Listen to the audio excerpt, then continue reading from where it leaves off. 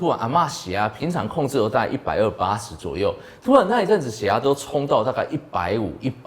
那阿嬷就会开始说啊，医师你的药啊是不是？不好不好啊，可是问题是药都没改啊。那因为那种巡回医疗，所以在偏乡嘛，所以可以直接去病人家里做访视，我们就去阿嬷家去看一下。哦，阿嬷家2大箱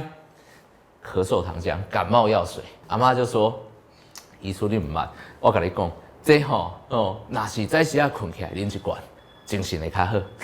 啊。然后吼，如果头痛喝1罐会好一点。好，如果下午的时候咳2声，也是喝1罐，反正有任何症状就是喝1罐。”可是要提醒大家，这种感冒糖浆里面含有一些成分，举例来说，像是鼻塞成分的麻黄素，这部分会造成血管收缩、血压升高。里面有一些甘草也会造成血管收缩，所以这些都会。讲完之后，家属瞬间没收的阿嬷那2大箱，